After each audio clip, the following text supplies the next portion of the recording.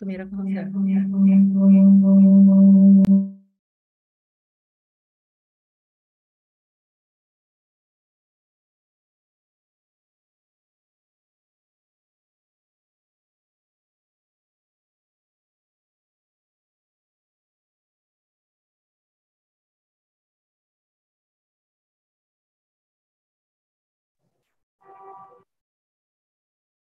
Hello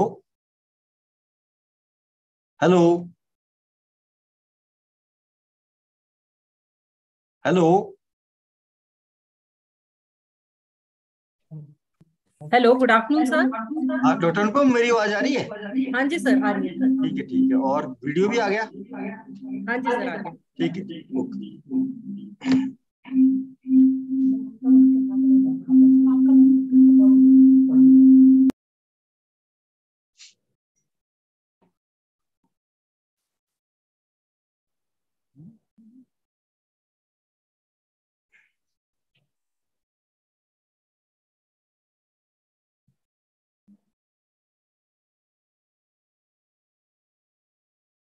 So good afternoon all. Today, on the behalf of Department of Community and Family Medicine, AIIMS Bilaspur, we are holding a national webinar, Front of Package Labeling (FOPL) as an essential tool to address the non-communicable disease burden in India. Now, I would like to invite Dr. Anupam Prashar, Professor and Head, Department of Community and Family Medicine, AIIMS Bilaspur. Ma'am, please. Good afternoon. Am I audible? Yes, ma'am, you are audible. Thank you, sir.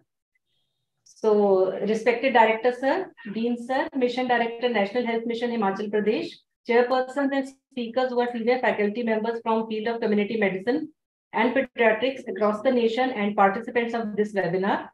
On behalf of Department of Community and Family Medicine, All India Institute of Medical Sciences, Bilaspur, it gives us immense pleasure to welcome all of you to a national webinar on front of package label as an essential tool to address NCD burden in India. As per the report of NFHS 5, the obesity trend has increased exponentially among adolescents and young adults. The increased prevalence of obesity and its association with NCDs imply the need to apply social policies to curb this tendency as a public health priority.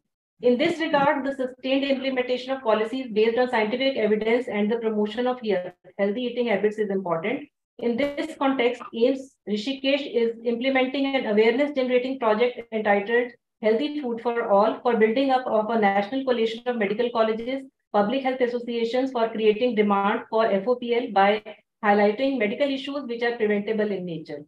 This webinar is being organized by AIIMS Bilaspur in collaboration with AIIMS Rishikesh as a series of national webinars for this awareness-generating project. Through this webinar, the efforts will be targeted to mobilize influential voices from policymakers, academia, and professional bodies from each state. And this time it is state of Himachal Pradesh, which in turn will create a great movement for advocating regulatory safe food policy, especially front of package labeling in India. With this brief introduction to the topic of a webinar, I shall now invite our worthy director, sir, Professor Veer Singh Negi, for his inaugural address. It was his vision and leadership which has been instrumental in making AIIMS Bilaspur operational in a short span of time. Sir is MD Medicine, DM Clinical Immunology, Fellowship. He's a Fellow Royal College of Physicians, London, FACR, FIMSA, and FICP. He has been conferred the prestigious Dr. B.C. Roy Award for 2017. His areas of interest are genetics in autoimmune diseases, pathogenesis of rheumatoid arthritis, and lupus. He has contributed immensely to medical care and education. He has established Department of Clinical Immunology at JIPMER Pondicherry, established India's first immunotherapy stem cell therapy unit at JIPMER.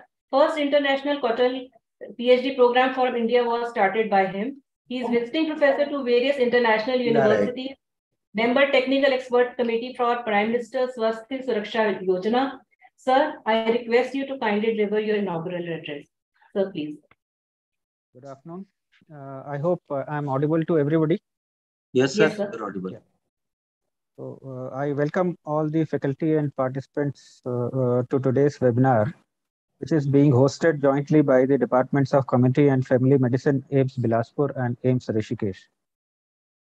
Due to rapid urbanization and changing food habits, our country is undergoing an epidemiological transition from communicable to non-communicable diseases, which are now responsible for a majority of deaths worldwide. We are facing major diabetes and obesity crisis among adults and growing child obesity problems, that too with malnutrition. Nutrition has been identified as the largest modifiable risk factor for the increasing burden of NCDs. High intake of healthy, unpackaged, packaged and processed foods containing empty calories are major drivers of overweight and obesity. These foods have excessive sugars, total fats, trans fats, and sodium that are referred to as critical nutrients of public health concern. The excess intake of these critical nutrients, driven largely by widespread availability, affordability, and promotion of processed and ultra-processed food products. These products are advertised very well, available in ready-to-eat state, leading to their widespread use by all classes of society, be it the rich or the poor. Therefore, there is need to educate the public about their harmful effects. Nutritional education and interventions can promote healthy dietary habits and may in turn force the manufacturers to come out with healthy products. In this regard, front of package labeling is one of the interventions which has been proven to promote changes in the packaged processed food supply. It enables customers to identify products high in sugar, sodium, saturated fats, which are critical nutrients, as I mentioned, associated with NCDs. They present simple and graphic information on the nutrient content or nutritional quality of the products. And if advertised well with nutritional public education, these public education programs can help the consumers to make informed choices related to healthy dietary habits, and probably they may lead to regulatory food policy changes also. Today, we are going to discuss these issues in this webinar on front of package labeling as an essential tool to address the non-communicable diseases burden in India. I hope that the discussions and deliberations will have long-term beneficial outcome. I once again welcome you all to today's program. Thank you and Jai Hind. Thank you, sir, for your words of wisdom. And we at AIIMS Bilaspur are really blessed to work under your guidance. So now I would like to invite Professor Dr. Sanjay Vikrant. Sir is Dean Academics at AIIMS Bilaspur. He is also Head of Department of Nephrology.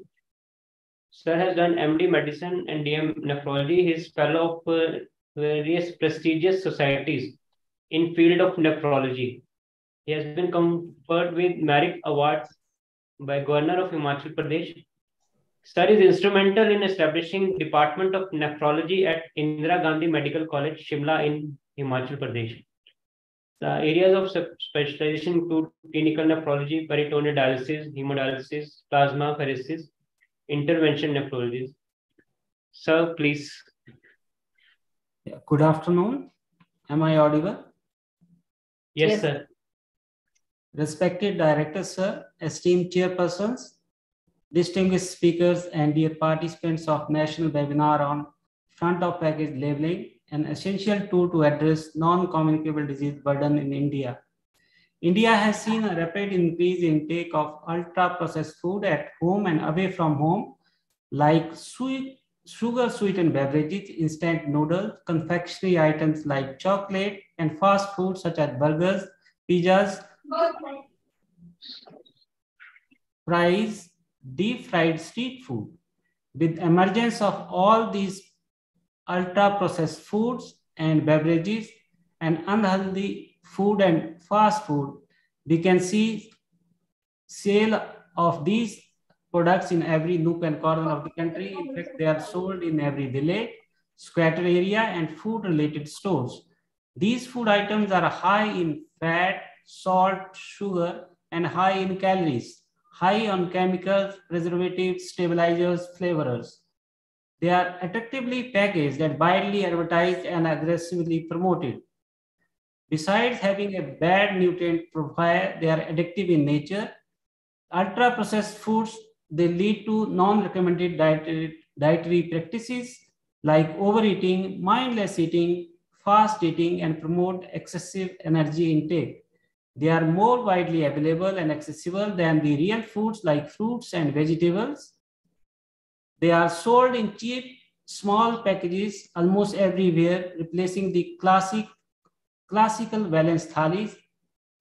Ease of access to energy-dense, inexpensive processed food has resulted in obesity and non-communicable diseases among children, adolescents, and adults.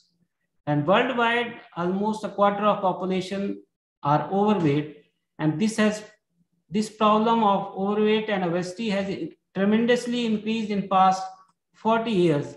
It is estimated that the obesity and overweight has increased by 30% among adults and almost 50% among the children.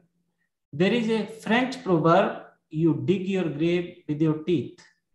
Childhood obesity or overweight places them at an increased risk of high blood pressure, development of coronary heart disease, stroke, cancer, and our diabetes already in the middle adulthood. Globally, many countries have introduced policies to modify nutrient intake of public. Of these, front of package warning labeling is a simple, practical, and effective tool to inform public about the products that can harm health. It works just the way cigarette packets are labeled with images to discourage consumption.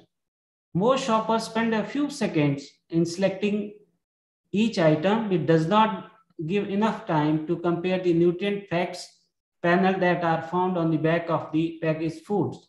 Since dietary habits are important in the management of non-communicable diseases, an improvement in nutrition level is required.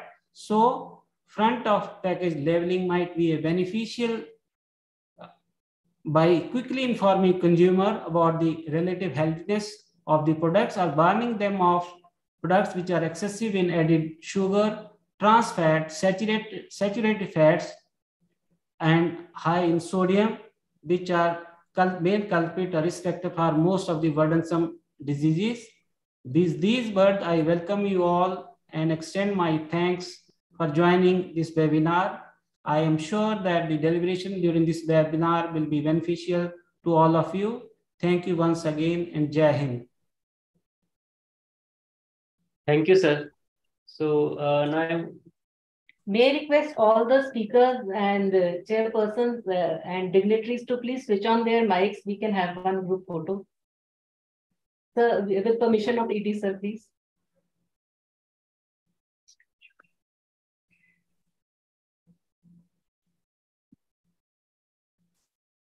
Sunila ma'am, please.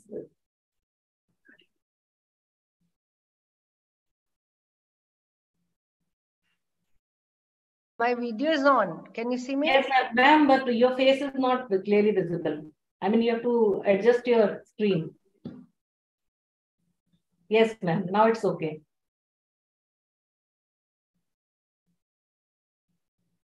You're done? Okay, thank you. Thank you all.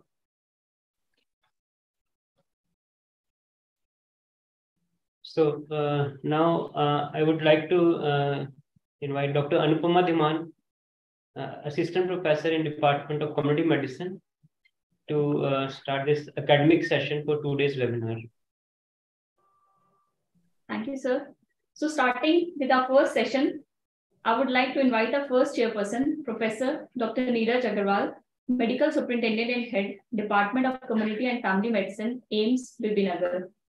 Earlier, sir has served as Dean at AIIMS Patna and AIIMS Bibinagar, and he has been awarded an Innovation Award by Ministry of Health and Family Welfare in Poshan Mark Award ceremony in 2018. His area of interest are iodine deficiency disorders, maternal and adolescent health, non-communicable disease, and COVID-19. Sir has conducted various projects related to these fields. Welcome you, sir. Our second chairperson for first session is Professor Dr. Anmol Gupta, Professor and Head, Indira Gandhi Medical College, Shimla. Sir is the recipient of Harcharan Singh Oration, Vasudev Oration, and he's a semi-finalist for Scoach Award in 2021. Sir is a principal investigator for 15 projects funded by different funding agencies. He is a chairman state OR committee for RNTCP Himachal Pradesh. Sir has been secretary for Mother Global India. Welcome you, sir. Now I hand over the session to our chairpersons for conducting the first session of this academic event. Thank you, sir. Thank you. Dr. Neeraj is there. Good afternoon, sir. Okay, Dr. Neeraj. Yeah, good afternoon, sir. You introduce Dr. Pankaja. Okay. At the outset, I am grateful to the administration led by Professor Veer Singh Negi, who is the Executive Director, and Professor Sanjay Vikrant, Dean Academics of All India Institute of Medical Sciences, Bilaspur, along with the organizers, Dr. Anupam Prashar, Professor and Head Department of Community and Faculty Medicine, AIIMS Bilaspur, and Dr. Pradeep Agarwal, Associate Professor, Department of Community and Family Medicine, AIIMS Rishikesh, for giving me this opportunity to chair this very important session on FOPL as essential tool to address NCD burden in India. As all of we know, it is one of the key policy tools to regulate such products to prevent them from unbalancing diets. Is the use of front of package labeling to indicate consumers which products contain excessive amount of sugar, total fat, saturated fat, trans fats, and sodium. With this, I invite our first speaker, Dr. Pankaja Raghav, who is going to deliver on a topic that is burden of non-communicable disease and role of diet in NCD control. Dr. Pankaja Raghav is a FIMER Fellowship. She is Indian Public Health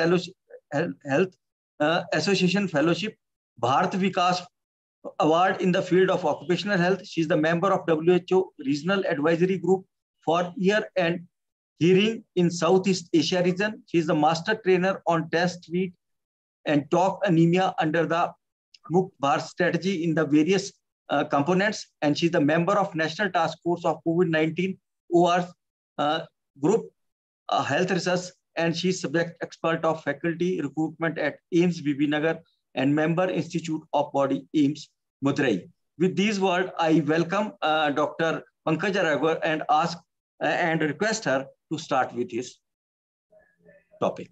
Dr. Pankaja Raghav, please. Thank you, sir. Respected Executive Director, Dr. Negi, sir, Dean of AIIMS Bilaspur, Chairpersons, Dr. Neeraj, Dr. Anmol Gupta, Dr. Ashok Bhardwaj, sir, and organizers, thank you for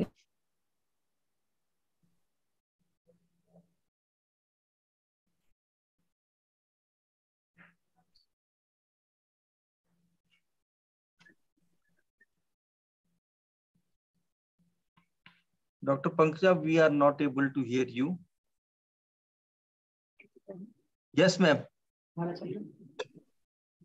To share her screen. shall I share or Anupam? I had already shared the PPT with you. Ma'am, please share. Ma'am, please share.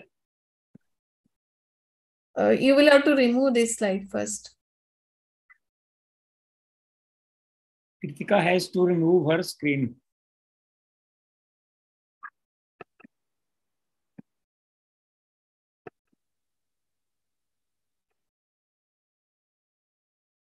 Can you see the slides? Oh, no. Am I audible? Yes, ma'am, you are audible. But your slides are not seen. Actually, they have to remove their slide first. Yes. Kritika has to stop sharing screen. Yeah. Yes. Remove this also. Yes.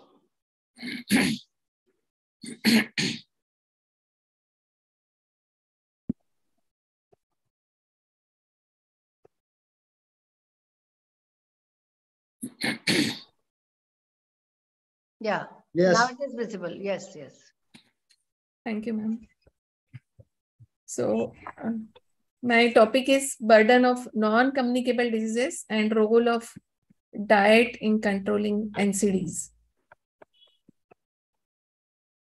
So I will go through what is the burden of non-communicable diseases globally as well as in our country, and what risk factors are responsible for having non-communicable diseases, and what is the role of diet in controlling NCDs, and what is healthy dietary practices, and what are different strategies to control NCDs. So as we go through different ages, so first age is like age of pestilence and famine, where life expectancy was very less, under 30 years only. And then we moved on to next stage where we have started controlling pandemics, though last few years we are still experiencing pandemic. But during this phase, definitely life expectancy has improved and it is over 50 years. And now we are in the age of degenerative and man-made diseases, where we are going through the menace of non-communicable diseases, and slowly we are improving on infectious diseases. Though for our country, we can say that there is definitely burden of communicable diseases, as well as we are having increasing burden of non-communicable diseases. So as we all understand, non-communicable diseases are chronic diseases with long duration, and it is definitely multifactorial. And the major non-communicable diseases where they share the risk factors, and these risk factors mainly are alcohol, tobacco, unhealthy dietary practices, and less physical activity. Definitely in this century, we are facing this challenge, and it's a major public health problem. And not only there is impact on health of the people, but yes, economy of our countries are also suffering. So when we look at the magnitude of problem, NCDs kill 41 million people each year, which is equivalent to 74% of all deaths globally. And each year, 17 million people die from NCDs, and that happens before 70 years. So life expectancy is less because of non-communicable diseases. And 86% of these premature deaths occur mainly in low and middle income countries, and we are part of low middle income countries. Of all NCD deaths, 77% are common in developing countries like us.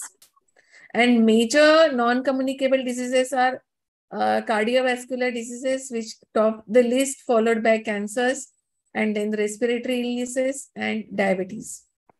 And these four group of non-communicable diseases, they account for more than 80% of premature NCD deaths.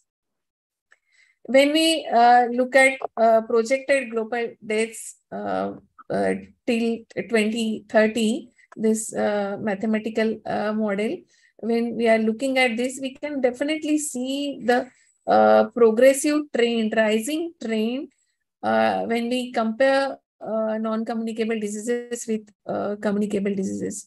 We have started controlling communicable diseases, and the number is definitely a serious number. When we look at age standardized mortality rates due to non-communicable diseases per lakh population, countries are classified as type 1, type 2, type 3, and type 4 based on the income level. So type 1 means low income, and type 4 is higher income countries. And we fall in the category of type 2, lower middle income economies. And we can see the number is quite high.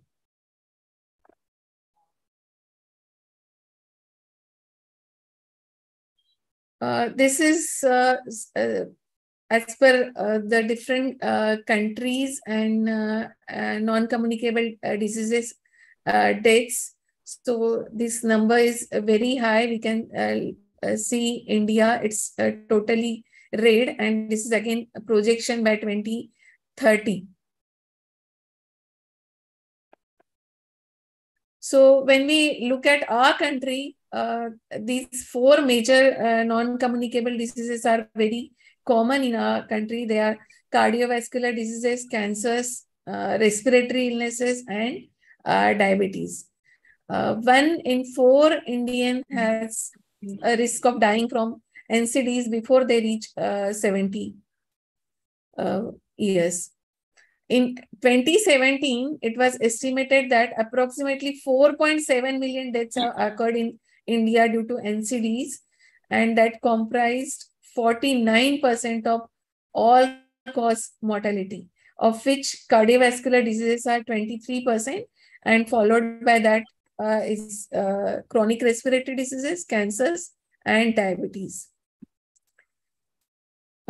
As it is happening globally also, premature death before 70 years contribution in India is 65%. Dialysis for NCDs is 47% in proportion to all cause dialysis.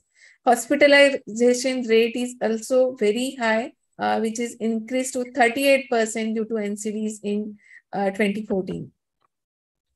When compared to 1990 data with 2016 data about these major non-communicable diseases and dialysis due to these NCDs, we can see this. There is definitely a reversal. This 61% is because of communicable diseases, malnutrition, neonatal disorders, and now this is changed to non-communicable diseases. Exact reversal is seen. That means non-communicable diseases are increasing as compared to communicable diseases and other illnesses. Again, same, this is the death, and the earlier was the morbidity pattern. We can see the similar picture as far as mortality due to non-communicable diseases is considered. When we look at problem in women, the similar kind of picture is seen for the dialysis due to non-communicable diseases. It is definitely increasing for all major non-communicable diseases when we compared 1990 figure with 2016. This is very, very interesting map of epidemiological transition ratio, which is the ratio of dialysis caused by communicable diseases, malnutrition, neonatal and nutritional disorders to those caused by NCDs. When it is more than 1, that means kind of red, orange colors, that suggests deaths are more due to communicable diseases and other than non-communicable diseases. And this map is for 90, and when it is less than 1, that suggests non-communicable diseases have taken upper hand over other diseases. And you can see for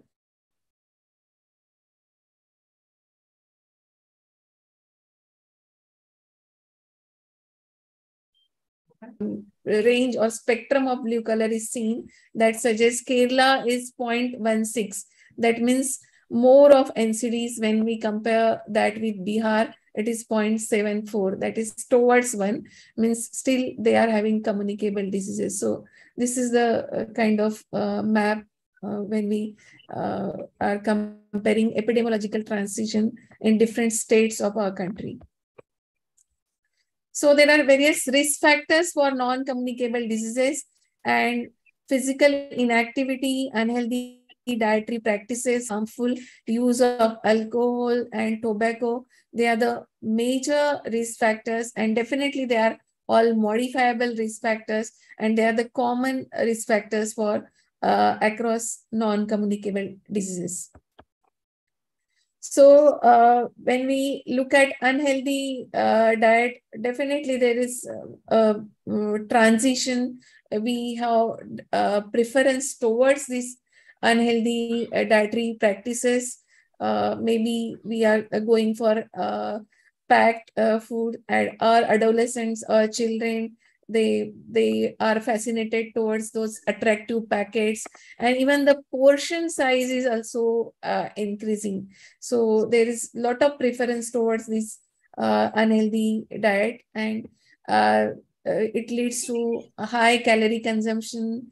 We are having high fat consumption, high salt consumption. So total unhealthy dietary practices, and if it is combined with lack of physical activity, that definitely leads to overweight and obesity. And we can see 1.9 billion adults are overweight and obese, which leads to other non-communicable diseases. So what happens when we start practicing unhealthy diet? As someone has rightly said, we are what we eat. So there is direct relationship between what we consume and what we look. So unhealthy dietary practices, so calories through our food, like high fat, high salt, sugar, leads to a lot of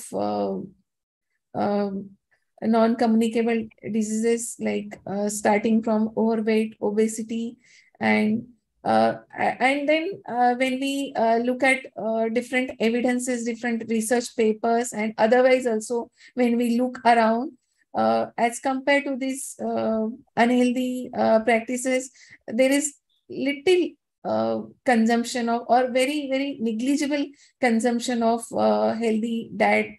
Our diet is very less in fiber or fruit or green vegetables. So trend of consumption of processed and easy to take away foods is definitely rising, and unhealthy dietary menace has changed to food system and dramatic implication of NCD development.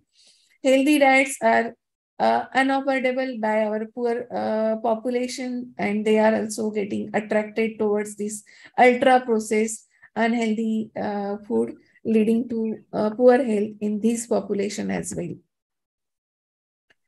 So what is the role of diet in NCD control? So as we know, and as I am also repeating, so it leads to overweight and obesity, high cholesterol, high diabetes, cardiovascular diseases, and other non-communicable diseases. Some cancers are also very common because of these unhealthy dietary practices. So what we should be doing? So definitely we should start. Dr. Pankaj, can you conclude? Yes, yes. Dr. Pankaja, please yes, conclude in 5 minutes. Okay. Yes. So last 2 slides. So we should inculcate healthy dietary practices from childhood. Like in our institution, we have started one project, that is healthy school and home dietary practices, where we have involved school teachers, school children, out of school children as well, and the parents. So we are educating them, and we are continuously in touch with them. They are sharing their plates on WhatsApp, and we are educating them for healthy dietary practices. When we talk about national level or at policy level, I can say that Mexico has really taken a bold and brave step. Maybe we can inculcate those practices in our country as well. So we can promote awareness practices. We can have nutritional education and counseling in schools, preschools. We can have taxes on the sugar sweetened beverages, subsidies on fruits and vegetables. We can have incentives as well. Then reformulation of food and drink products, limiting marketing and promotion of unhealthy food and drinks. And maybe in the next session, front of package labeling will be dealt with. That I will not go. And last is like a former WHO director, Chan, in 2014 rightly said, the challenges presented by these diseases are enormous. They demand some fundamental changes in the way social progress is measured, the way government work, the way responsibilities are assigned, and the way the boundaries of different government sectors are defined. Thank you. Thank you, Dr. Pankaja. You had rightly set the motion for the conference and this topic. And now we will take a question at the end of the session as the time permits. So I will welcome the next speaker. Can you put a slide of Madam Dr. Sunila? Okay. I think this is a Padnije, Dr. Neeraj. Thank you, Madam.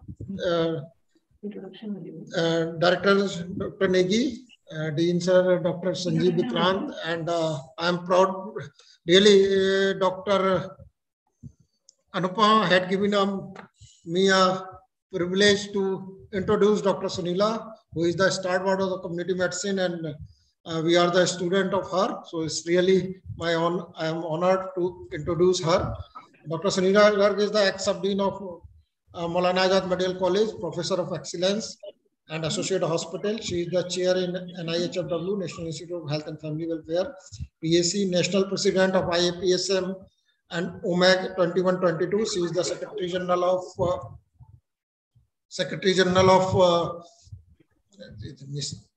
okay, now they had put it. She is the member task force Department of Biotechnology, member Lancet Commission on Hearing Loss and Lancet Commission of COVID India Task Force, alumni London School of Hygiene and Tropical Medicine, fellow WHO DFID, awarded in Memorial Oration of IPHA, awarded Harchar Oration Award, State Award for Meritorious Service, awarded Best Teacher Award. So she has so many things with her side. So I asked her to speak on the issue, and then we can learn a lot about from her. Welcome. Thank you, Dr. Neeraj, for this humble words of introduction. I'm really, thankful, and really, I am full of humility for all of you. Thank you so much. And the dear chairs, Dr. Anmol Gupta, Dr. Neeraj Agarwal, first of all, my big congratulations to AIIMS Bilaspur for holding this seminar on this webinar on this very important topic of concern. So I'll be sharing my slides first, and then we will go quickly to what is this front of package labeling, though you can see all the labels on the first slide. So I'll share my screen, I'll do that, okay? So, excuse me, ma'am.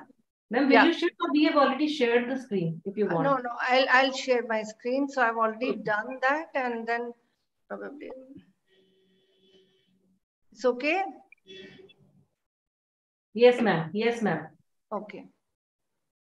So we all know that role of strong warning labels on unhealthy food products in protecting people's health was a theme of World Food Safety Day on 7 June 2021. It is very important to learn about what is FOPL. It provides a quick and straightforward information to the consumers to identify foods and beverages which are unhealthy. FOPL is a part of comprehensive policy approach needed to promote healthy diets, and as already mentioned, they reduce overweight, obesity, and diet-related non-communicable diseases. And we all know, as Dr. Pankaja said, junk food has little to recommend it to the smarter parts of our brains, but to our impulsive side, it's the taste that matters. It's samosa, it's burger. This is what we like to eat despite knowing everything about it. Now, FOPL as a policy tool to the development, implementation, and monitoring, along with evaluation of FOPL, should be government-led with input from key stakeholder groups. which includes assessing the current dietary patterns and nutrition and health related status of the population. Number two, it is also based on the legal framework under which FOPL should be introduced and the interface with other legislations, relevant nutritional policies that FOPL would support. It is very important that it's a part of, our legal framework in a very, very, correct manner. So there has been, increasing global interest in nutrition labeling as a policy tool. So I'll read the bold part of it, that nutrition declaration should provide essential information about the nutrient content of the foods, but the complexity of the quantitative information on the back of the pack means that it is not readily accessible and it is often poorly understood. That is where is the challenge which we are facing with the food industry. So nutrition labeling has been considered as a policy implementation tool in various official WHO documents adopted by World Health Assembly. So the principal aim of FOPL is to provide actually the convenient and readily understood nutrition information given or on the guidance of front of packs to assist all the consumers to make informed food purchases and healthier eating choices. And also, the additional benefit is to stimulate favorable compositional changes to food products which are available in the retail outlets. And I'll be discussing this Nutri-Score and all subsequently. So what is the scope of FOPL? The priority focus or scope of FOPL is packaged, manufactured or processed foods that are required to carry a nutrient declaration presented as ready for sale to the consumer in the retail sector. FOPL is not appropriate for some packaged foods. Now remember this, including foods specially manufactured for infants or young children and infant and follow formula. Foods for infants and young children have strict compositional criteria. So here you do not require FOPL, it's not appropriate. Packaged foods that are exempt from displaying a nutrient declaration should not display FOPL. These include foods with very low nutritional contributions, such as if you are drinking green tea and all, they do not require, the front of package labeling, or tea or coffee or herbs and spices, etc. Now, already Dr. Pankaja has mentioned in big detail about non-communicable diseases, because we know that they are there because of ease of access to energy-dense, inexpensive processed foods, which have very little nutritive value. Also, during COVID-19, we had, as India coped with ongoing burden of, COVID-19 that already strained our existing healthcare systems, with hospitals diverting resources and capacities to treat the infection. The NCDs are becoming an emergency we cannot afford to ignore, and NFHS data is in front of us, which is an eye-opener for us. Now, what are the WHO's, best strategies? If you will look at the, point which is colored, tackling NCDs should have, basically one thing is that we should promote and support exclusive breastfeeding for first 6 months of life, including, basically it is not only exclusive, but subsequently also we have to promote breastfeeding. And also we have to implement subsidies to increase the intake of fruits and vegetables. And we have to replace trans fats and saturated fats with unsaturated fats through reformulation, labeling, and fiscal policies or agricultural policies. Implement nutrition labeling to reduce total energy intake in terms of kilocalories, sugar, sodium, and fats. And most important is the last point, that is you implement mass media campaign on healthy diets, including social marketing, to reduce the intake of total fat, saturated fat, sugar, and salt, and promote the intake of fruits and vegetables, which is must, but which is rarely done. So what is the global non-communicable disease target for 2025, which are diet related? Target 4 talks that we have to reduce, 30%, we have to have relative reduction in mean population intake of salt or sodium by 2025. And mean population recommended intake is now 5 grams per day, but then we recommend 2 grams per day. Target 6 talks about, adult raised blood pressure. We have to bring it down by 25%, and raised blood pressure means more than 140/90. Target 7 means we have to halt the rise in obesity and diabetes. Adult obesity is more than 30 kilogram per square meter. That is more than that is we call it as obesity. And adult diabetes is fasting glucose more than 7 millimoles per liter, and this is with on medication for a raised blood glucose or with a history of, or diagnosis of diabetes. Now, what are the important policy strategies is, there are 3 important policy strategies which are recommended. One is front of package labeling. Second is restriction on marketing of these foods for children. Third is restricting the sales of these products in the schools. So this is one of the very, very important perspective from the, community medicine physicians also. Now, so food labeling is a tool to promote and protect public health by providing accurate nutritional information. It's an instrument for marketing and product promotion, and warning labels will help the consumers to quickly and easily identify ultra-processed foods and beverage products, herein by referred to as ultra-processed products high in sugar, sodium, and fat. Another thing, what are the ingredients of concern? We talk of total calories, we talk of saturated fat, trans fat, we talk of sugar, and we talk of salt as well. Now, when we look at it, how we have to label, there are 2 components of labeling. One is part 1 and second is part 2. Part 1 deals with the energy, total fat, trans fat, total sugar, and salt per serving. This is salt per serving. And part 2 talks about, this is per serving, contributing to recommended daily allowance. And recommended daily allowance, let's say, we are taking 400 calories, but our recommended daily allowance is 2000 kilocalories. So you can see down below, it is 20%. Okay. So then the second part is when we talk about if it individual is taking 6.7 gram, but recommended is 67 gram of total fat. So this means 10%. But look at the salt component. Our salt component, becomes red because it is much more than the recommended daily allowance of 5 grams. So there are 15 guiding principles of front of package labeling. One is it has to be, aligned with the national public health, and nutrition policies and food regulations, as well as with the relevant WHO guidance and code lines. A single system should be developed to improve the impact of FOPL system, particularly for a country like India. We cannot have something like star rating, which recently came out, not easily understood by everybody because we are very diverse. Principle 3 talks of mandatory nutrient declaration on food packages as a prerequisite for FOPL systems. Principle 4 talks about we must have monitoring and review process, because we now is the time that public health professionals should develop M&E tools as part of overall FOPL system for continuing improvements or adjustments as required, whether it is fit for all or not. The principle 5 talks about aims, scope, and principles of FOPL system, which should be transparent and easily accessible. The government should lead the multi-sectoral stakeholder engagement process for development of trusted systems, including nutrient profiling criteria.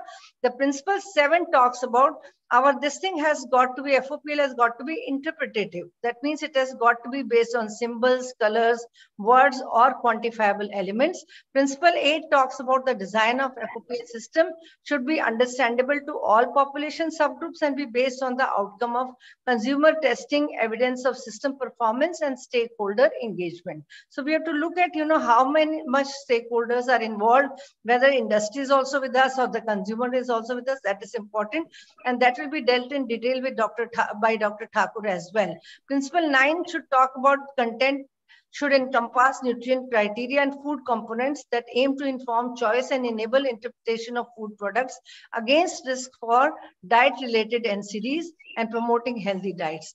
And FOPL system should enable appropriate comparisons between food categories within a food category and between foods with a specific food type also. Also, we need to see that, as I told you, it can be interpretative, it can be summative also. Interpretative talks about, if you can see, on my left side or on your right side can be informative and interpretative, which talks about the contents, how much they are, and, how much they are with regard to recommended daily allowance.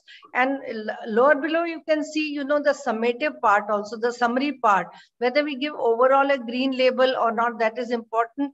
Or you can see the Singapore Health logo, which is red, or you can see the Chili's logo, which is hexagonal and which is black. That means they talk about that they are high in that particular food stuff. So that is why we have to talk about, the nutrient. We can have either the nutrient based or we can have the overall package based also. So Nutri-Score, basically, if you can look at, and this is very important from the point of, our community medicine professionals, that it talks about energy, sugars, total fat, saturated fat, sodium and all that. And each is given 1 to 10 points. And we have a summation of, and as I told you earlier, that these are based according to the recommended daily allowance and per serving also. So the score is varying between -15 to 40. So if the score is -15, that is of highly, nutritional quality. And if it is red, that is 40. That means it is of low nutritional quality. And this was adopted, officially in France in 2017. So this was developed by academic research team and also France High Council of Public Health and also French, Food Safety Agency also. So this is another way of looking at the foodstuffs. And you can see the Nutri-Score, which is given to total calories, salt, sugar, fat, and saturated fat, etc. So principle 11 talks about FOPL system should be encouraged across all eligible packed foods, either through regulatory or voluntary approaches. Principle 12 talks of early engagement of industry group, which is very challenging. And I'm sure Dr. Thakur will make a mention, and the development of guidance documents are necessary for facilitating implementation of FOPL system. Principle 13 talks about engagement with key population leaders, including food and nutrition experts and the media, which is very important. And consumers is essential and should be well managed. Principle 14 talks about well-resourced public education campaigns and consumer education with special consideration of techniques to target at-risk groups which are necessary for improving nutritional literacy and consumer understanding for the use of FOPL system. And lastly, principle 15 talks about that baseline data should be collected to support monitoring and evaluation of its impact, FOPL's impact on consumers. And again, if it is not successful, then we have to do the reformulation of food products. Also, it is very important that governance of FOPL system should be done. If anomalies are not managed, they have the potential to undermine the credibility of proposed FOPL system. Example of such governance arrangements includes those supporting the health star rating system, which has been done by IIM people, at Ahmedabad, which we are, quite critical about that, because that will not suit all segments of population.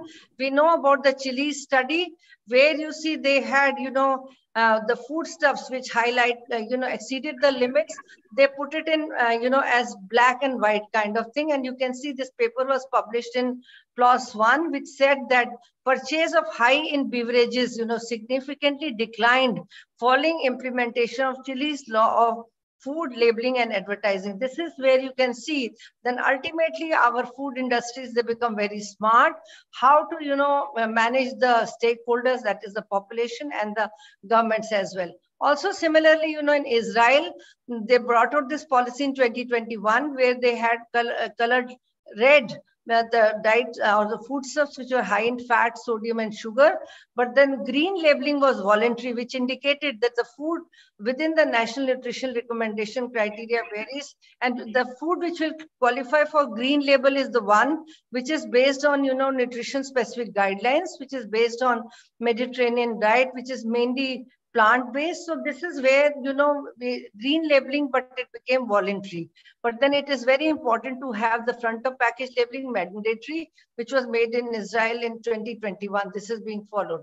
Another thing which is important is with regard to FSSAI, it has got three components basically: draft packaging regulations, draft advertisement and claim regulations, and draft labeling regulations, which becomes very important. So it aimed at establishing requirements for labeling of pre-packed foods to provide simple, easy to understand information to the consumers and facilitate them in making healthy choices. And as I told you that basically it is based on the percentage contribution to recommended daily allowance. So that means a high fat, sugar, salt labeling is done. So mandatory declaration of these components, which have already been, I have told you. And this is what, as per FSSAI, the package is supposed to provide. It has got to provide, the serving size and number of servings and the components with regard to energy, protein, carbohydrate, sugar, and fat.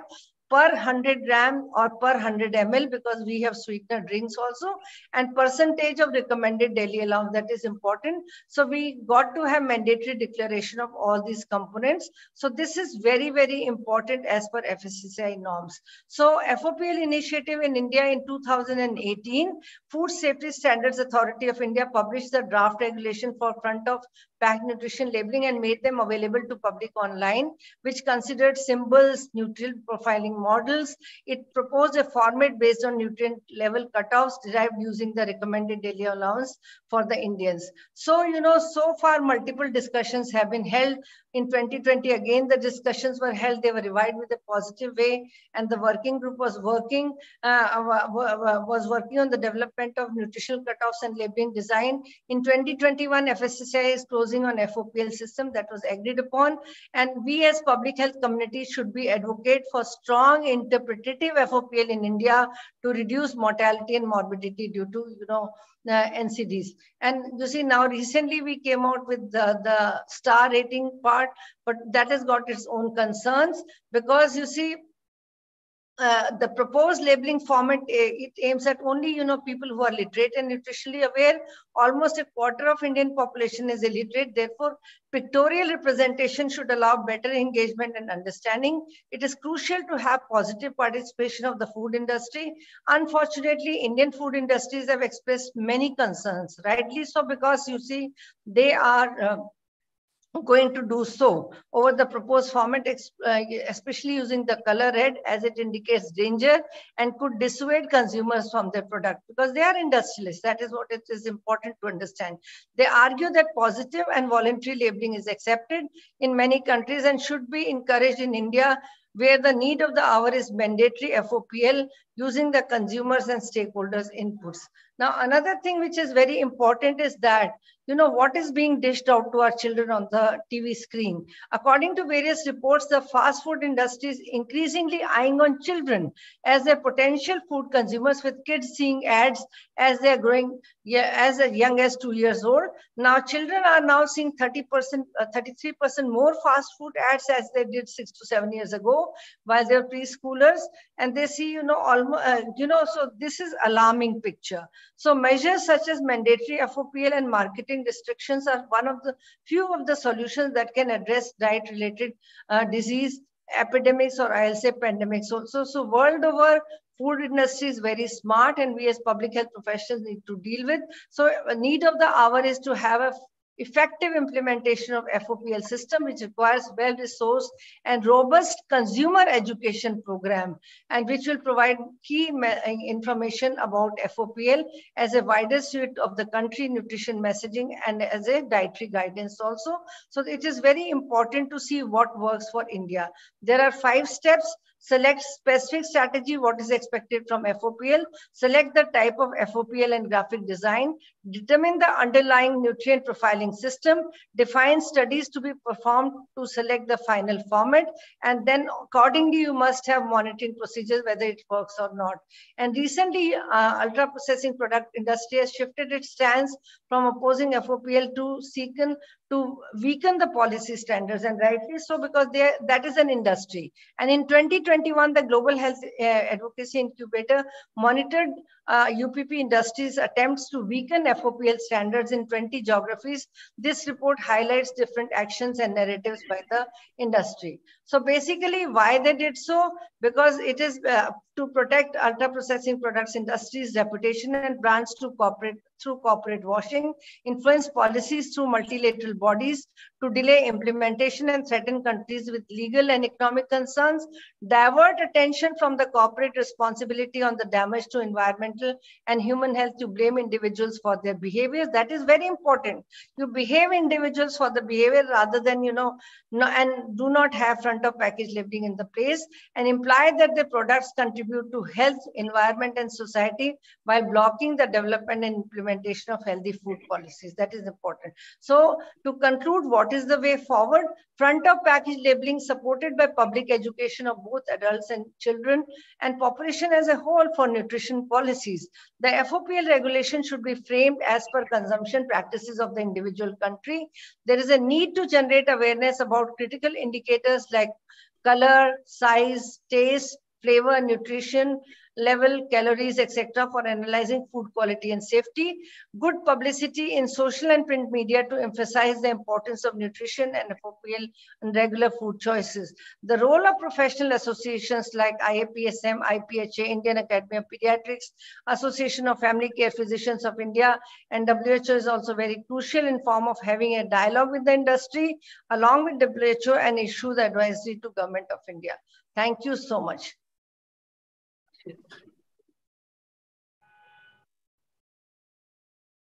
Thank you. Thank you, Professor Sunila, for elaborating the managing NCD through effective front of package labeling. And now, as already said by Dr. Neeraj, we will taking the questions at the end. But in the meantime, you can write down on the chat box your questions, and they will be answered at the last. And now I invite Professor J.S. Thakur, who is going to speak about the role of public health professionals in FOPL and managing NCDs. And Dr. J.S. Thakur is the President, World NCD Federation. He is the expert member of Mission Screening Group, National Health Mission, highest policy making body of Ministry of Health and Family Welfare, Government of India. He is the chair of first World NCD Congress held at Chandigarh. He provided consultancy at international levels in many developing countries, including Maldives, Sri Lanka, Timor-Leste. He is among the top 2% scientists globally as published by the PLOS Biology 2020. He is a member of India Expert Group of COVID-19 of MHFW and Government of India. He is a collaborator for Global Burden of Disease study by the University of Washington, Pew study by McMaster University. He has more than 200 publications and 50 international projects. Now I invite Dr. Thakur to start his presentation.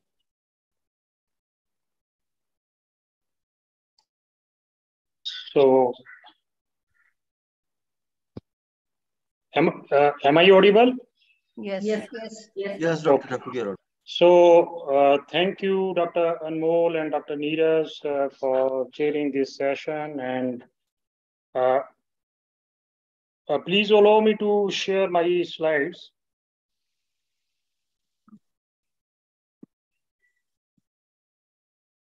So you may please.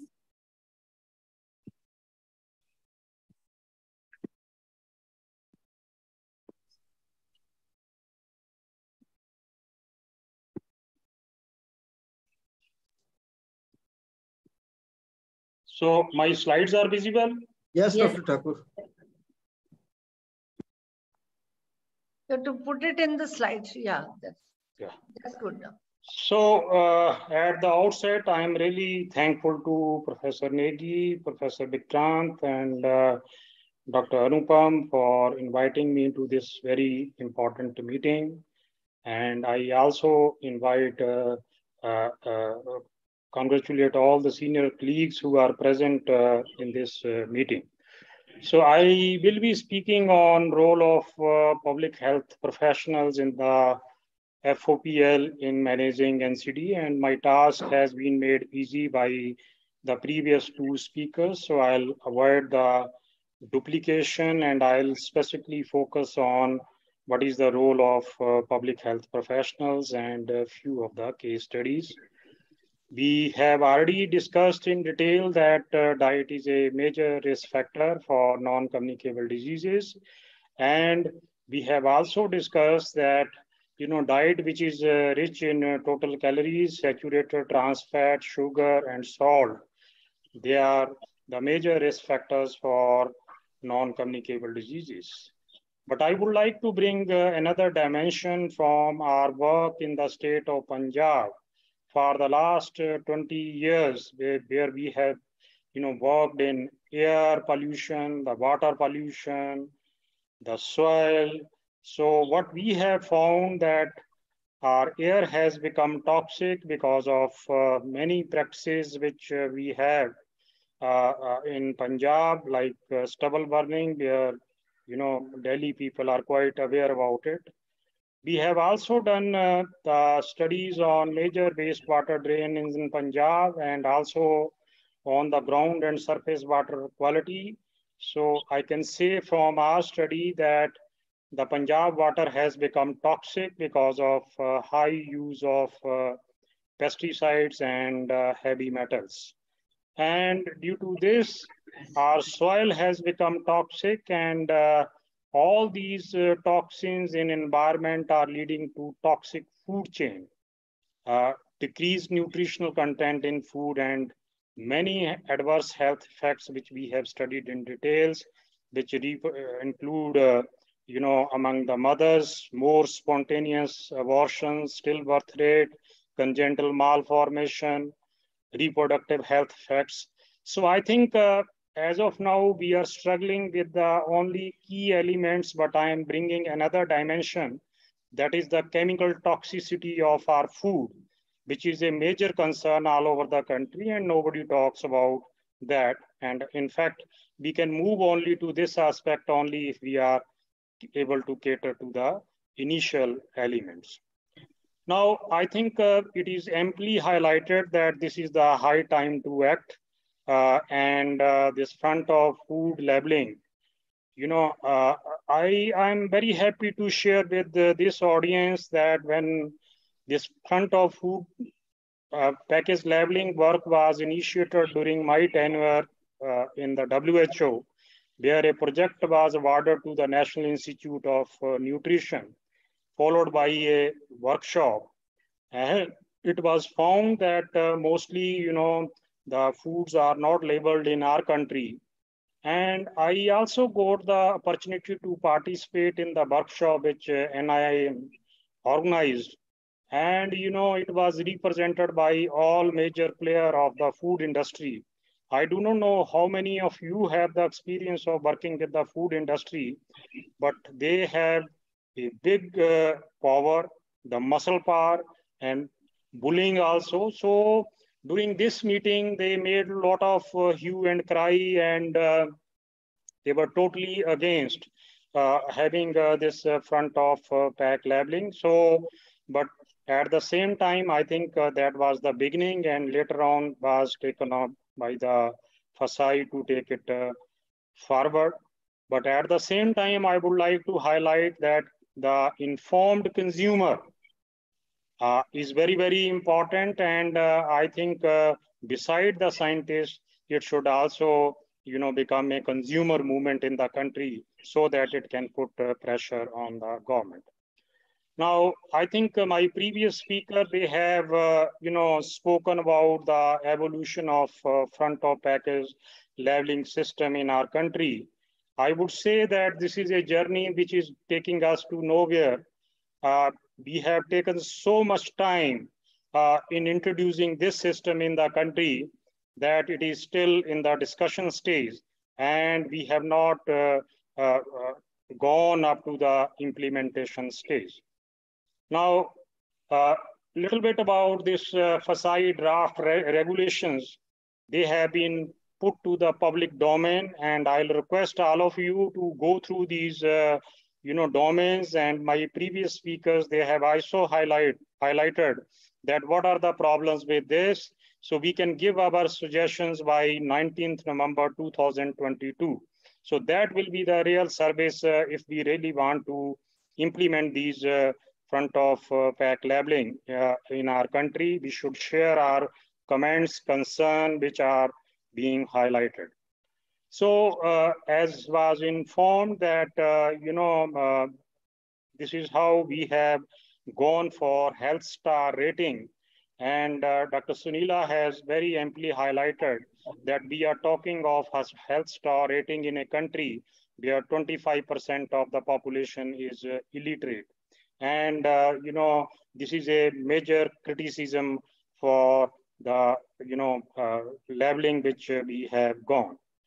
Now, what are the pros and cons of health star rating? We should also know that. Pros are that raise the overall nutritional profile of the packaged food, provide a simple way to compare foods with the same category, and more the star, the healthier the choice. But they can be, there are certain constraints which should be kept in mind, that HSR is based on serving suggestions. The healthy foods can have fewer stars than the junk food.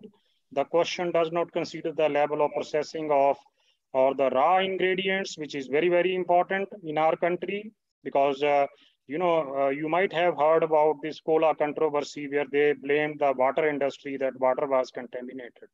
Score can be manipulated by adding healthy component in the ultra processed food, and only food in the same category can be compared. So stars can lead to a health holo because of their positive connotation, making it harder to identify the harmful product. And there is lack of enough evidence for star rating system, which we are adopting, and people are also criticizing the FSI for soft pedaling on this issue. Now, coming to the role of public health professionals, and I'm happy to say that in this country, our professional associations and some of the institutions, they have organized seminars on this important topic. And there is a need to educate and sensitize the stakeholder, gather the support and successfully advocate with the FSI, check the accuracy of labeling and better presentation, provide comments and suggestions on the draft regulation. And I think all our professional association in public health should make it as a movement, and they should do some contribution in this regard to flood the FSI with the comments which are expected by 19th November. There is enough time. And once a FOPL regulation is brought into effect, ensure that it is effective. We have taken almost more than 10 years for drafting the front of pack labeling, and I'm sure that we are good in making projects and plans and laws, but they are hardly implemented effectively.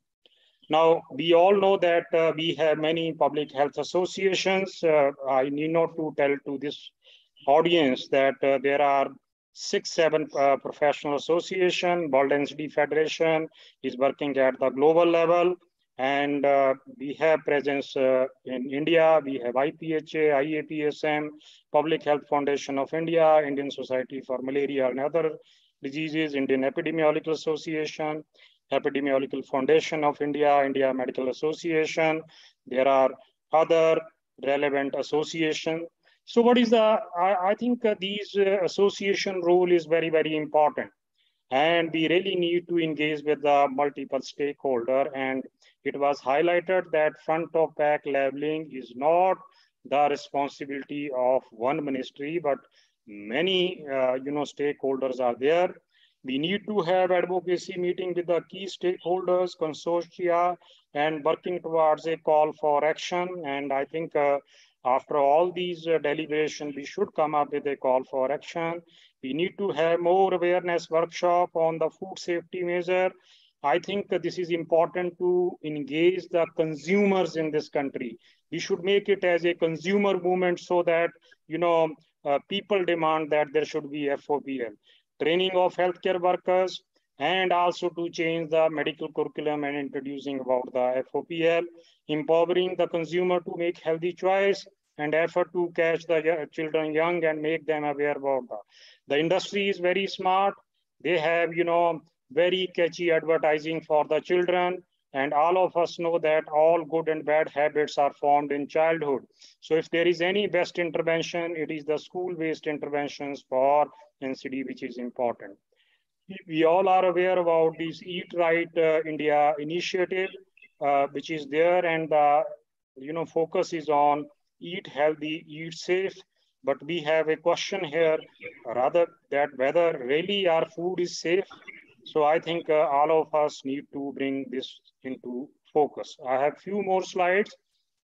I would like to acknowledge the contribution of World Density Federation, which is a professional association working for non-communicable diseases at the global level. And we have been trying this and highlighting the FOPL issues from the very beginning, and our effort is to promote the public health approaches for non-communicable diseases.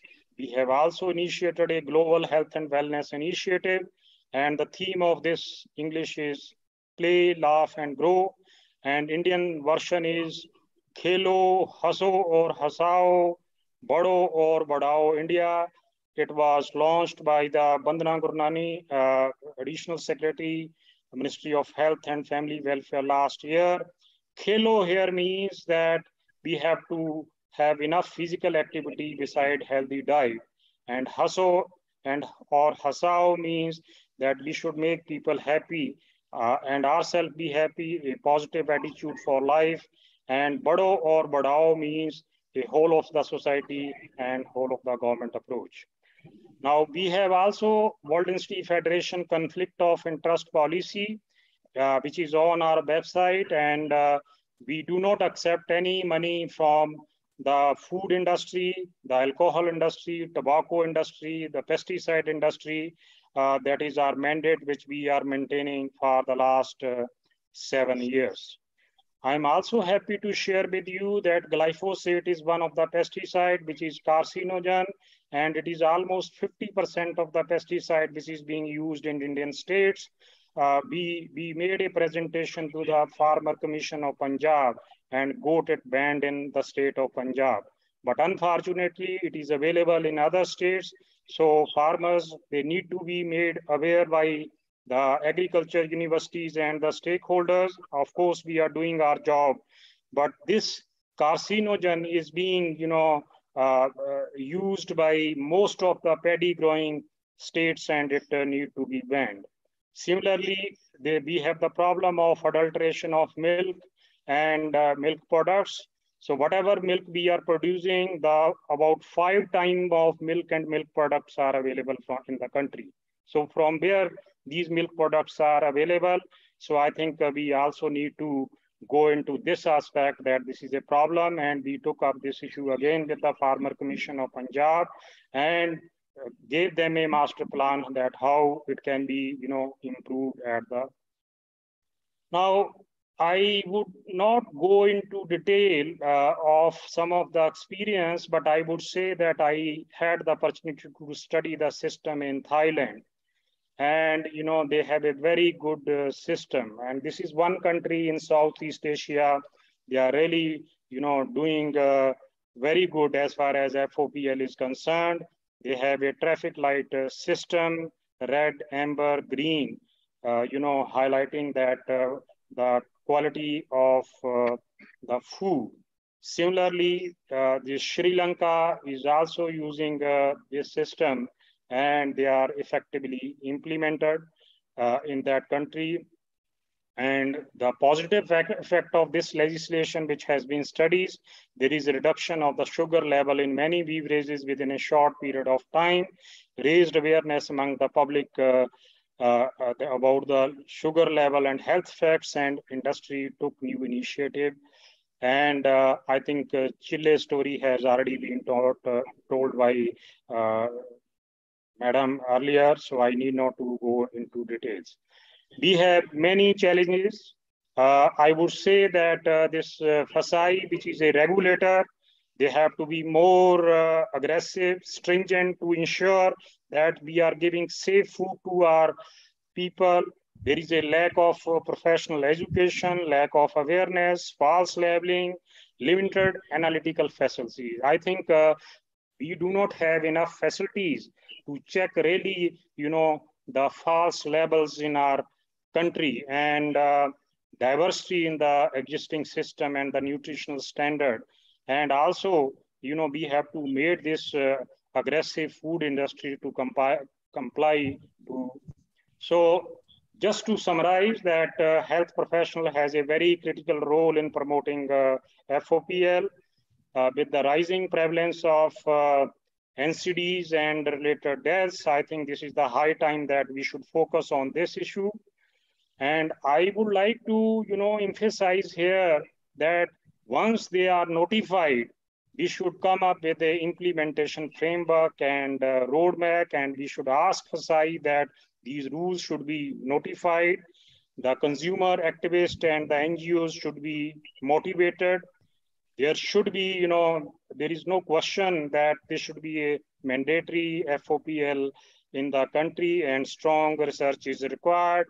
And I would say that we have now enough seminars in the country, and we have to come out on the roads and to speak on this issue. I have earlier spoken in some of the meetings organized by the other AIIMS. This is the high time that our association should go to Jantar Mantar and protest. Friends, we have to be activists.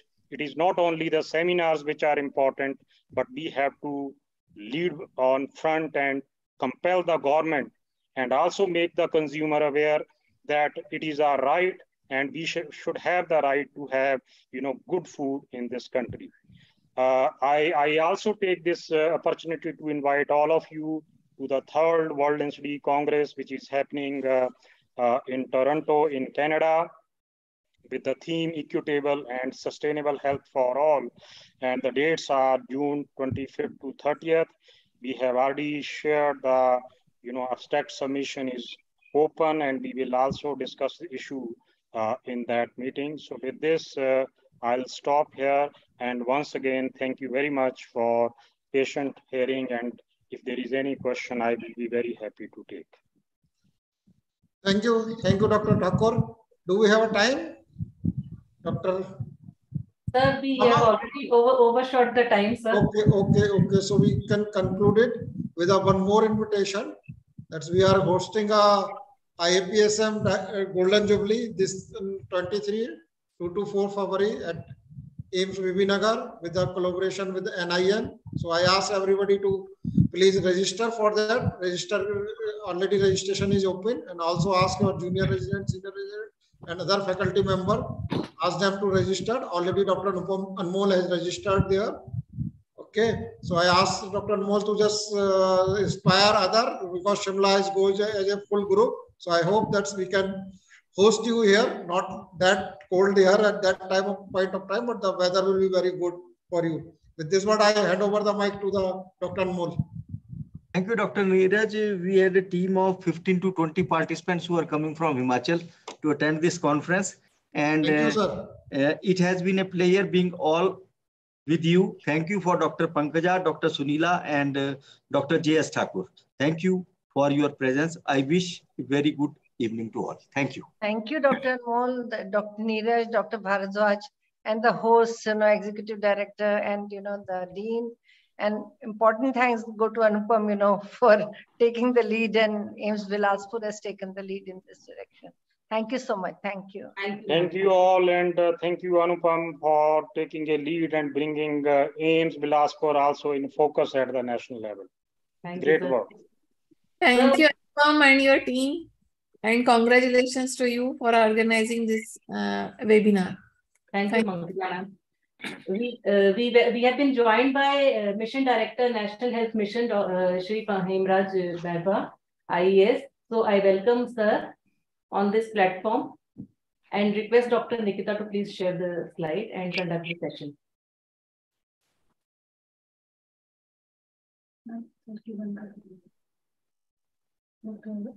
Sir, Dr. Thakur, sir, please stop sharing your screen.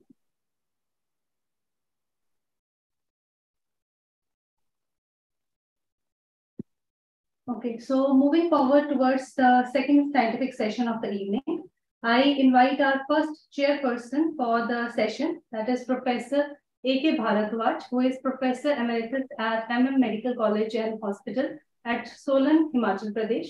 Sir has worked as a professor in community medicine in medical colleges at AIIMS Shimla, RPGMC Tanda, and RKGMC Hamirpur. He is the chairman of National Task Force on National Tuberculosis Elimination Program since July 2021 and has remained National President IAPSM in the year 2014 and 15. He is a fellow of IAPSM and IPHA and has favored many prestigious orations like Dhanvantri Orator, Harcharan Singh Orator, Vasudeva Orator, and N.K. Vaidya Orator. Sir has over 150 publications and has 41 projects. His area of interest include tuberculosis, epidemiology, non-communicable diseases, family medicine, HIV/AIDS, reproductive and child health. Our second chairperson for the session is Professor Dr. Milap Sharma, who is the professor and head of Department of Pediatrics at RPGMC Kanga. Sir is an alumnus of IGMC Shimla and has a working experience of over 30 years. He has special interest in pediatric neurology, He has remained past president and past general secretary of HPIAP. He has publications in many prestigious national and international journals. So I hand over the session to both the respected chairpersons. Thank you, Nikita. Can I start? Yes, sir. Yes, sir, please. Yeah. So first speaker, yes. So good afternoon, sir. So I have the privilege in introducing our worthy mission director, National Health Mission, Himachal Pradesh. So he is engineer by profession, did his PTech in IIT Kanpur. He has formerly served as Additional Deputy Commissioner Chamba, Special Secretary Higher Education, Department of Education, Government of India. He was at DC Kinnaur. Also from DC Kinnaur, he was shifted as the Mission Director in National Health Mission, Himachal Pradesh. So this is what you people know. But now Dr. Verva is spearheading the TV-free campaign in Himachal Pradesh, and under his leadership, we hope that we will achieve that status in 2024. And this year, we plan to make 3 districts TV-free in our state. So we are working as him as a team leader for this campaign. So I must say here, I must emphasize here that though this topic is not my interest, my interest solely is now tuberculosis, but I must emphasize here that in the best interest of public health of our country, there is a dire need of strong and effective front of package level for food which is based on scientific temper, follow proven global best practices in the country's health and nutritional needs. So as a strong supporter of Health and Fit India, we firmly believe that a quick action in this regard will help India set the Indian example on the global health and nutritional map and set a precedence for other countries as well to follow.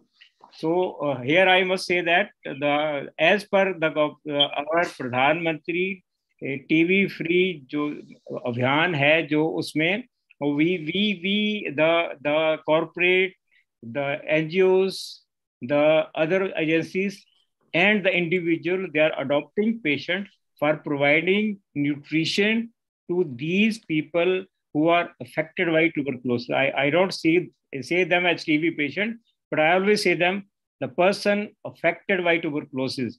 So if these people have to have nutrition packets from the donors, then we must have these packets with levels showing what they are getting, what either major elements, the minor element, and the trace element they are getting. So this FOPL become a very, very important factor in our field also. So without wasting time, I invite Dr. Mr. Verva to give his presentation. Dr. Verva, sir. Thank you, Dr. Bharaj. Thank you, Dr. Anupam, for inviting me to this webinar. I hope I'm quite clearly audible. Yes, sir. Yes, sir. Please. So concerning the topic of the webinar, which is some kind of, which relates to some kind of awareness in general public about the basic source of NCDs, Non Communicable Disease Burden. And a presentation has also been made where examples have been cited of Sri Lanka, Thailand, and Chile, where those state government have done something special in respect of the labeling to let people know what they are eating and what is a danger sign for them. So we are discussing on this very topic. As a government partner in promotion of health, eradicating the non-communicable disease burden, I also feel that the health department as such, or the health sector as such, basically caters to the problems created by habits, or say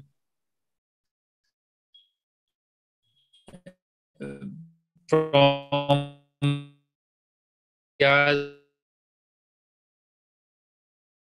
several partners, and that this product is unsafe, or this much quantity is safe for you, you should not do, you should not eat junk food or whatever. We just advise regarding prevention of NCDs, but we are not able to really make dent to the sources of NCD. And the topic that has been chosen for today's webinar, it basically tries to enhance or tries to delve into the details as to what more can be done to prevent the spread of NCDs, which is spreading, as we all see the global burden of disease report is that NCD is increasing in leaps and bounds. Even an FHS survey has also, this time these questions have also been added to NFHS. Probably after 3 years, we'll be able to see the increase as well. So definitely we need to really put in efforts which are more than just advice, and this is one. Here, what I would like to point out that already the nutrient information, or say ingredient information, is displayed by all the product manufacturers. But we really need to work out and find out a way. And I will say there may not be a single way of addressing the issue of labeling. There can be many other ways of doing it. We can think of labeling for different category of products in a different way. We can think of region-specific labeling as well. We can think of because India is a diverse country, and understanding of people across the spectrum varies a lot. So maybe a high-class person would care to read every piece of detail written on a paper, but another end of the spectrum, people won't even care to look at what is written over there. They're just interested in what is there. That's it. So we really need to deliberate upon these issues. So first and foremost thing that should that comes to our mind is that labeling thing that we had advocated in tobacco control program, and we tried and we were successful in getting maximum space for labeling, health labeling in case of tobacco. So there almost 85 to 90% space is for the health related labeling, and rest of the space is left for the product manufacturer. Probably it may not be possible कि हमको इतना space मिल जाए, but we should really think of getting more and more space so that whatever you think of as a label would have impact on the consumer in terms of visibility, in terms of its comprehensibility, and it will also give a leeway and for us to, or say, for health people to really work out as to what we should put in as a label, health related label, for consumer to be able to really make out as to this, whether this product is healthy or should he use a caution while using the product. So that is one thing. Second thing that comes to my mind is because NCD burden is such a slow thing which takes over the person's health in in a very longer run, and the person himself or herself is not able to really gauge the impact of the product that he is eating. So we really need to think of innovative ways of designs for the label. We can even think of holding campaigns, or say there is a lot of talent available in the colleges and schools. We can think of holding campaigns to find out suitable designs, suitable kind of ways in which labeling can be so that we can really crowdsource the idea and get best of the inputs from across the board. That's all I would like to say at this point of time. Thanks again for inviting me to join in this webinar. Thank you, sir. So your wisdom and your views will help a lot, and we hope that the government of Himachal Pradesh will provide a full support on these issues. So thank you very much, sir. And without wasting time, I hand over to Dr. Professor Milab Sharma. Thank you. Thank you, sir. I am very thankful to Professor Negi, Executive Director, All India Institute of Medical Sciences, Bilaspur, Professor Sanjay Vikrant, and the organizers, Dr. Anupam Prashar, for giving me this opportunity to chair this second session on very important topic, that is FOPL.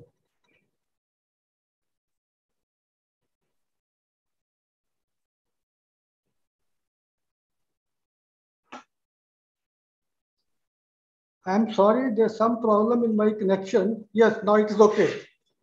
So am I audible?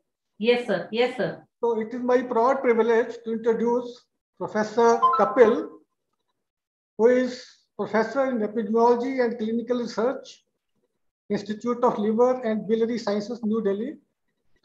And he has lot many academic distinctions and awards. He received BC Srivastava Indian Council of Medical Research AIIMS National Award for year 1992. He has received M.K. Seshadri ICMR Award for the year 96. He received Har Gobind National Award for IAP for the year 2009. And along with this, he also got Senior Scientist Award, Nutrition Society of India in 1992. He has been elected as Fellow of National Academy of Medical Sciences in 2003 and elected as Fellow of Indian Public Health Association 1993. He has been conferred Fellowship of Indian Association of Preventive and Social Medicine in 1998. So now I request and over to Dr. Kapil. Sir. Thank you very much. I am so happy to be part of this webinar. I'm working in this field for a long time. So kindly grant me permission to share my screen. Yes, sir. Yes, sir. You may share, please. I can share that? Yes, sir. Yes, sir. Okay.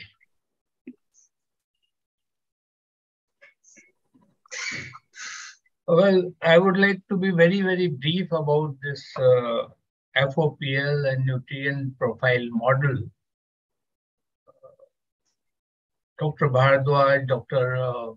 G.S. Thakur and other colleagues have mentioned in detail about FOPL. I just like to reiterate that we had tried to develop the nutrient profile model for the country. This was done in about 2012 and 13. And this was a teamwork. And what we developed in our country was pre-tested, was also pre-tested in Southeast Asia, all the 9 countries, actually 11 countries. And then a model was developed which can be utilized by all the countries.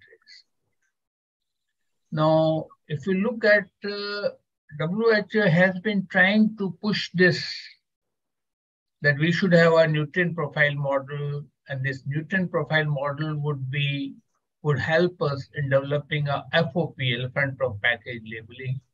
And there are different schemes for developing front of package labeling, star rating, then we have some black, white spot rating, some we have, there are different types. So I'll just try to put down my presentation briefly in maybe about next 10 minutes on what is nutrient profiling, what's its utility, what are the components of nutrient profile model, how we developed it, and a small concluding comments. Okay, I had to put down in this mode. I'm sorry about it. Now, Excuse me, sir. Sir, can you make it full screen, please? I done it. No, sir, it's not full screen. Sir, slide share mode. Slide share mode. Yes, sir. Third one. Third one from which side? I put down. Yes, on the taskbar, sir. I'm sorry? Sir, on the taskbar. Third one, you please click. Down, okay. down, sir. Slideshow. That is slideshow, yeah. Is it okay? Yes, sir. From current slide. From current slide, sir. Okay, fine. On the left, sir. From the current slide. Yes, okay. Yes. Life is a learning process. We keep on learning from left side, right side, and so on and so forth. But abhi bhi nahi aaya. Nahi hua, sir. It should come now.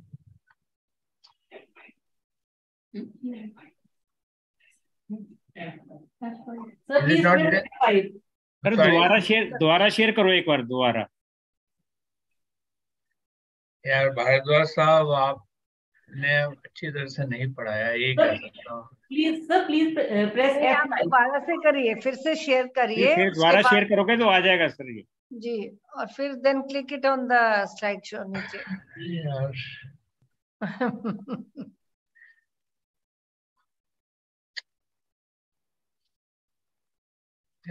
ऐसे नहीं दिख रहा ma'am. Sir दिख रहा है sir, वैसे तो दिख रहा है सर. इसका फॉन्ट वो बढ़ा दीजिए फिर ना, व्यू में बढ़ा देता हूँ. 50% से ज्यादा कर दो. हाँ जी. Yes sir. Is it okay? चलेगा. हाँ चला लो भाई. Sir this one. Yes sir. Is it okay? Yes, is it okay? It's okay. So sorry for all technical glitches. Now what we have basically, if we look at, WHO wants that obesity and diet-related NCDs should be reduced, and for that we need to have a nutrient profile model, and different studies have documented that salt, sugar and fat, these are 3 important components in our diet which are leading to non-communicable diseases.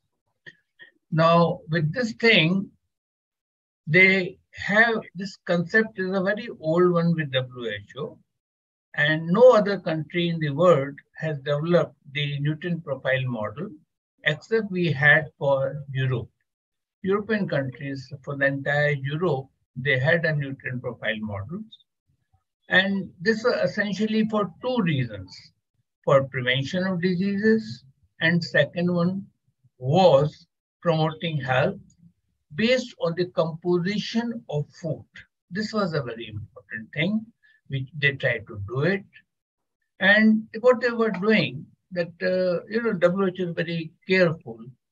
They were trying to categorize foods which has nutrient content, which are healthy and which are less likely to be healthy. Now, just see, they're not talking about harmful or other things. They talk about the healthy and less likely to be healthy in a part of diet. Now, it was also thought that nutrient profile model would help consumers to make the healthier food choice, although we do not have that much of a literate population. But once we develop the nutrient profile model, it will also help with product labeling. It will help in educating the population about the different food products. It helps the consumer to understand the nutrient composition. In fact, we also, after I did this particular project, I also started reading the composition of food, whether it is how much sugar it has, how much sodium it has, because there are certain inherent diseases which everybody gets after 60 years, almost 50% of us get it. And again, what was done was that to classify food healthy or less likely to be healthy. That was a major objective. And what was done was those foods which had a high level of sodium, free sugar, saturated fat, and total fat, they were considered as not part of healthy diet. That's something which is important. And as I mentioned to you, we developed this nutrient profile model, and then it was extrapolated to the entire Southeast Asia. Now, we don't develop these cutoffs just like that. We take up the WHO guidelines, like the total caloric intake from free sugar should not be more than 10% of the total energy intake of a population. If a person has 2000 kilocalories requirement, that means 10%, 250 gram, the maximum of 50 gram of free sugar he can consume in a day. So if you look at the calories, if the food is providing 300 kilocalories, that means 30. 30 means not more than, say, 7.5 gram of sugar should be there, so that if it is more, that means it is unhealthy. Similarly, the WHO guidelines are there that we should not take more than 2 gram of sodium, which is 2 gram of salt, which is equivalent to 5 gram of sodium salt. That means we should take only 1 milligram of sodium per kilocalorie consumed. If you're consuming 2000 kilocalories, then 2 gram of salt should be done. Similarly, the intake of fat should be 30% of total calories. This is something which these are the basis, scientific basis on which these nutrient profile models have been developed. Now, sorry to interrupt, please. Sir, your slides are not moving. Really? Yes, sir. So please make it 50% again and then share. And then move the cursor. क्या हो रहा है यार? अभी तो sir salt sugar और fat पे अटकी हुई है ये. हाँ सर, अब हो गया सर, हो गया. क्या यार, ये क्या अभी ठीक है? हाँ जी सर, अब ठीक है sir. Okay, right. So we had talked salt, sugar पे अटकी हुई है. Okay, now what we did was to develop this model. We collected with the market survey, and these are the different products which we have available in the market, because we can only do it for the packaged food. We cannot do it for unpackaged food. So this was something which was done, and we collected about 1100 packaged foods. Then what we did, we calculated and we entered the nutrient content in an Excel sheet, and per 100 gram available in the packaged food was considered. And then we looked into it, that which are the foods which are high in salt, sugar, and fat. Now what happened was, as I mentioned, it was more than a cutoff. We included as excessive. If it was less, then it was considered as healthy. Now, what we found that some of these chips, they don't mention at all about the sodium content. They talk about the fat, but they don't talk about the sodium content because we do not have a strong FOPL system. Now, for each country, if we are developing some guidelines, then we have to follow the Government of India guidelines. So we picked up the ICMR guidelines for India. And then we talked about, we considered all their different parameters, and then we tried to develop the cutoffs. Similarly, we took the dietary guidelines also. And again, if there were more than a particular cutoff, then it was considered as a unhealthy food, not unhealthy, less healthy food. Now, again, we try to put down all the parameters as mentioned earlier, and then we put down the nutrient profile model for the country. We try to look into, we develop a pilot draft. We had a technical meeting. We called a meeting of all the 11 countries, representatives, and the model was developed. And it was again field tested in about 5 countries. Their feedback was taken, and then finalized Southeast Asia model was developed. This was a model which we developed. This is one of the achievements of Southeast Asia region, and it has been followed in almost. I did a little bit of, they acknowledged me because it was a collaborative teamwork. So it was basically, acknowledgement was put in. So this is what it is. The nutrient profile model is a simple tool by which we can talk about that these foods are healthy and these foods are less likely to be healthy. This is one of the approaches. We cannot decrease the non-communicable diseases by only adopting FOPL or the nutrient profile model. It has to be a part, one of the comprehensive part of it. When you look at the children's diet, and then we look at that how much they are consuming, and these fast foods, the packaged foods are become part of our culture, and they have to be utilized. And a lot of controversies are going on regarding the what should be the nutrient profile model, and the industry wants to have their say, which is convenient to them, and scientists want the correct, valid cutoffs, but we will not win. That's my personal thing, and maybe I might be wrong, but the funds available with the industry are very, very high. We don't get even the travel to go to the FSSAI for our meetings, but they get almost, they hire the lawyers, which takes about maybe about 5 lakh rupees per sitting of the FSSAI. Well, these with few words, thank you very much for inviting Dr. Anupam, Dr. Negi, and all the organizing committee members. Thanks a lot. Thank you, sir. Thank you very much. Thank you, sir. Next, Professor Kapil, for a very, very informative talk. You have covered every aspect and everything has been narrated in a very concise and clear way. As you have already told, it is need of the hour to take care of NCDs.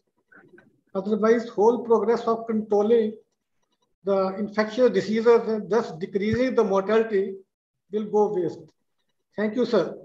So any questions, queries from the participants?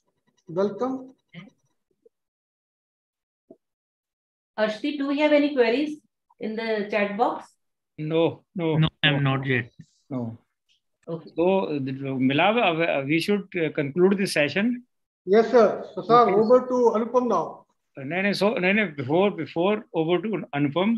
So I must congratulate the team AIIMS Bilaspur, because for me it is their maiden activity and they did it with a style. So I compliment the director of the institute and the dean of the institute and the team of community and family medicine under the leadership of Anupam Parashar. So we will have more such type of activity in future, and hope we will be benefited by the current policies and program of the country. So I take this opportunity to thank Madam Sunila Garg also, and my mentor at least, Dr. Umesh Kapil also, and all other, and above all, Dr. Pradeep Agarwal, who is also the architect of this project. So thank you very much. Thank you, sir. I thank both the speakers and the chairperson for a very enlightening session. Now I invite Dr. Anupam Parashar to deliver the vote of thanks. Over to you, ma'am. Okay. On behalf of Department of Community and Family Medicine, AIIMS Bilaspur, it is my proud privilege to propose a vote of thanks. First and foremost, I would like to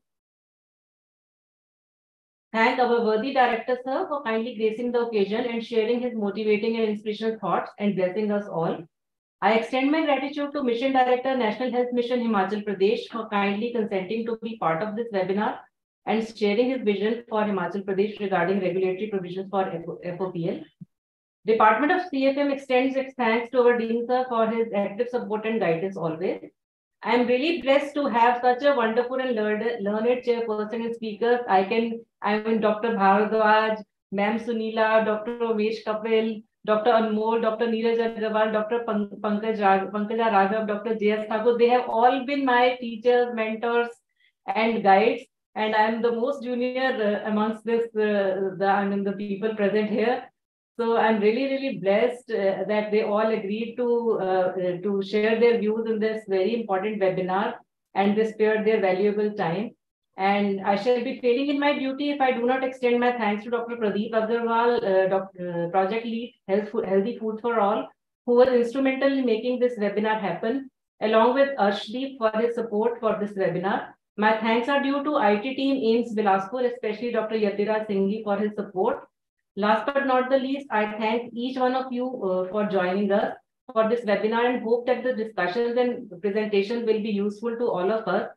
In the end, I would like to convey that I am really blessed to have very cooperative, enthusiastic, and sincere faculty members and staff in Community and Family Medicine Department at AIIMS Bilaspur. Without their effort, this webinar would not have been possible. On behalf of Department of CFM, thank you all once again. Thank you. Thank you, Anupam. Thank you, everybody. Now you know why I was telling I will speak. I will not be a chairperson. She said, no, you'll be chair. I said, no, I will speak. Thank you. Dr. Anupam, Yes, you request all your faculty members to apply for the membership of National Academy of Medical Sciences, who have completed 5 years after MD, Sure, and sir. so that they can become member of National Academy of Medicine. Sure, sir. Sure, sir. Thank you so much for giving us the opportunity, sir. Thank you, sir. We are really blessed. Bye-bye. Department of CFM is really blessed, sir. Thank you so much. Thank you. Thank you, everyone. Thank you, all the chairpersons and all the speakers. Ma'am Sunila, thank you. Dr. Bhardwaj, ma'am.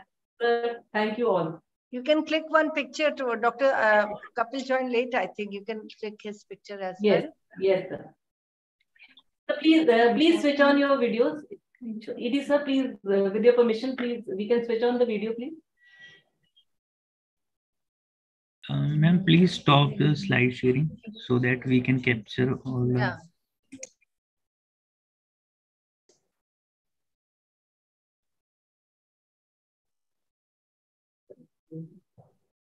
May I request everyone to please switch on their videos, please.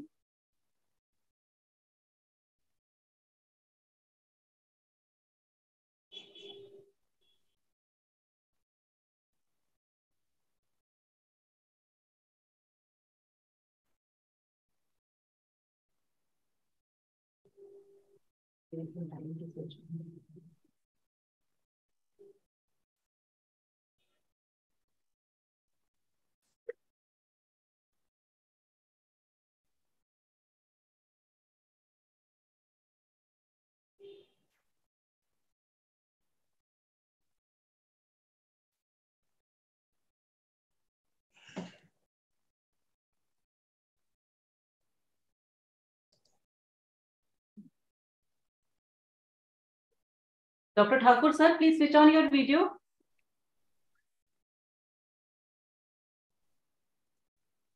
Dr. Pradeep. Anupam, I learned one thing in NHFW. Photographer says hey, then participants say he. That's all. Actually, ma'am, participants are on the YouTube link. Here we only have resource persons with us. We can click one picture then.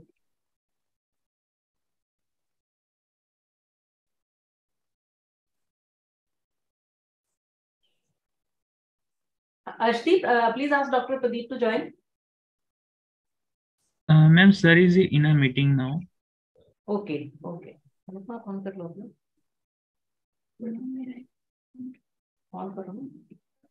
now we can click Ashdeep. Please click one. Yes, ma'am, done. Thank you. Thank you all. Thank you, everyone.